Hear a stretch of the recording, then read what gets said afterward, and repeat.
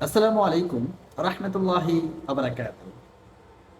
আজকে দারুণ একটা বিষয় নিয়ে জনতার কথা এবং জনতার মনের কথা নিয়ে আজকে আমাদের সেনাবাহিনীর প্রধান শফিউদ্দিন আহমেদকে নিয়ে কিছু কথা বলি। কথাগুলো আসলে আমার না, কথাগুলো আজকে আমাদের শফিউদ্দিন আহমেদ সেনাবাহিনী প্রধান উনি একটু বক্তব্য দিয়েছেন। সেটা হলো যে ষড়যন্ত্রমূলক যে প্রতিবেদন তৈরি হয়েছে আর্মির বিরুদ্ধে বা আমাদের যেই বাহিনীর বিরুদ্ধে, সেই বিষয়ে উনি আজকে একটু কথা বলছেন। তো ওই কথার প্রেক্ষিতে আমাদের জনগণ, আমাদের বাংলাদেশি যারা আছি আমরা আমরা ওনার বক্তব্যটাকে কতটুকু ভালোবাসি বা ওনাকে কতটুকু ভালোবাসা আমাদের আছে, ওইটা আপনাদেরকে আজকে একটু দেখাবো। মাত্র 3 ঘন্টার ওনার কমেন্ট আসছে 1200। সময় টিভিতে আমি দেখছি, আর বিভিন্ন টিভিতে আমি দেখছি। শুধু ওই জিনিসটা আজকে আপনাদেরকে একটু শেয়ার করব, যে জিনিসগুলো কোনো টিভি বা কোনো নিউজ সংবাদ আসলে বলতে সাহস পায় না, এটা আমাদের দেশ। তো আমি আজকে শফিউদ্দিন সাহেবের প্রতি যে আমাদের ভালোবাসা, জনগণের যে ভালোবাসা, সেই ভালোবাসাটা তুলে ধরার জন্য আজকের প্রতিবেদন। একজন লিখেছেন, জাতিসংঘের তদন্তে বোঝা যায় যে সত্য আর কে মিথ্যে বলছে, তবে প্রতিবেদনটা জায়গা মতো লাগছে। সেনাবাহিনী এখন আর আগের সেনাবাহিনী নেই। 2018 নির্বাচনে দেশপ্রেম ও সততার পরিচয় পাওয়া গেছে। দেশের মানুষ এখন সেনাবাহিনীকে পুলিশের চেয়ে উত্তম কিছু মনে করে না। সেনাবাহিনীর একনিষ্ঠভাবে একটি দলের খ্যাতমত করে যাচ্ছে। জাতীয় নির্বাচন উদাহরণ। আপনার কি নির্দিষ্ট কোনো একটি রাজনৈতিক দলের চাকর? 3টি জাতীয় নির্বাচনে সেনাবাহিনীর ভূমিকা কী ছিল? এখনও সময় আছে, জনগণের ভোটের অধিকার ফিরিয়ে দেন। সত্য কখনো মিথ্যে দিয়ে লুকানো যাবে না। আল্লাহ পাক ঠিক একদিন বিচার করবে।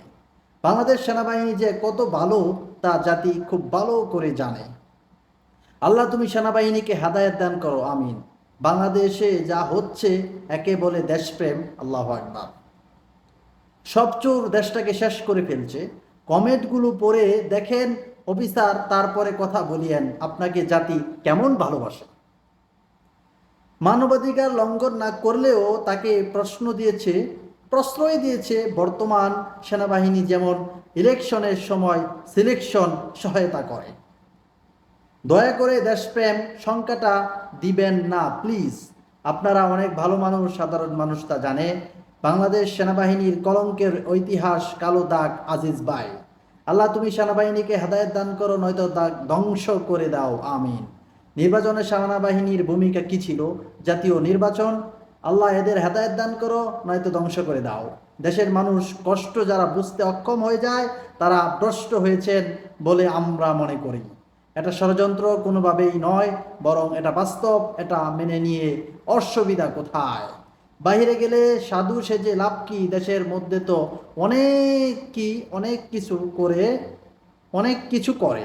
সেনাবাহিনী আর দেশপ্রেমিক নয়, সেনাবাহিনী আমাদের দেশের গর্ব, কিন্তু আমরা বর্তমানে আমাদের এই ঐতিহ্য ধরে রাখতে পারিনি। এটা আপনাদের ব্যর্থতা। সেনাবাহিনী উপর আগে আস্থা ছিল, এখন আর নেই। কোন দলের এজেন্ডা নিয়ে কথা বলা সেনাবাহিনীর কাজ নয়। আমরা আমাদের সম্মান ধরে রাখতে ব্যর্থ হয়েছি। আমরা আমাদের সম্মান ধরে রাখতে ব্যর্থ হয়েছি। ভুয়া ভুয়া বাহিনী আজিজকে নিয়ে আমাদের বাহিনীকে পদক্ষেপ নিয়েছে বা নিয়ে জাতি জানতে চায়। আয়না ঘরের কি হবে? বাংলাদেশ সাধারণ মানুষ। ভয়েস প্রতিবেদন সম্পূর্ণ। তাহলে আপনাদের উপর নিষেধাজ্ঞা কেন? আপনারা যা করছেন এটা কি দেশপ্রেম বলে মনে হয়? মানে টোটালি 1700 কমেন্টের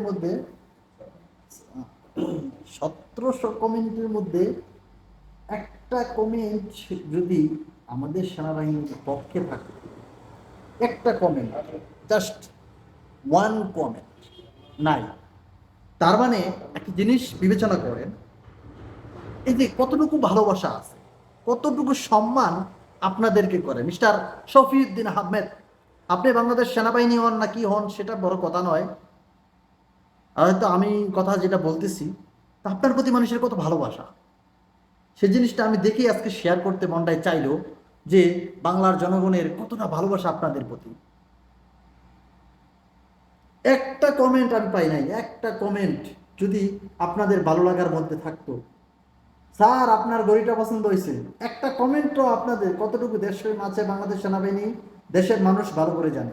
অপেক্ষায় আছে সামনে কি আসে শান্তিরক্ষী মিশন থেকে সেনাপ্রধান, সেই রিসুটটা আপনার ভালো করে দেখা উচিত। তারা এটা বলেনি যে মিশনে মানবাধিকার লঙ্ঘন হয়েছে, তারা বলেছে আপনার দেশের মধ্যে মানবাধিকার লঙ্ঘন হয়েছে। এখন দেশের মানুষ আপনাদের প্রতি আগের মতো ভালোবাসে না। বাংলাদেশ সেনাবাহিনী যে কত ভালো তা জাতি খুব ভালো করে জানে। সেনা প্রধানকে ধন্যবাদ, স্বচ্ছ সৃজনশীল বক্তব্যের অধিকারী দেশের জনগণের কল্যাণে কাজ করে যাচ্ছে। একটা কমেন্ট পাওয়া গেছে। তো এই ছিল মানুষের ভালোবাসা আপনাদের প্রতি। চেষ্টা করলাম এটা তুলে দেওয়ার জন্য। এটাগুলো অনেকগুলো আমাদের মিডিয়া কিন্তু এগুলো তুলে ধরে না। এই আপনাদের কাছে আমার একটা অনুরোধ থাকবে যে যারা মিডিয়া নিয়ে কাজ করেন, এই যে আপনাদের প্রতি ভালোবাসাগুলো মানুষের, ভালোবাসাগুলো রিপ্লাই দিয়েন, তাহলে সেই মানুষগুলো হয়তো জানতে পারবে যে তাদের প্রতি আমার সোনার বাংলার জনগণ কতটুকু ভালোবাসা দেয়। ভালো থাকবেন, সুস্থ থাকবেন, জানতে চাই এবং জানাতে চাই আপনাদেরকে। দেখা হবে অন্য কোনো ভিডিওতে।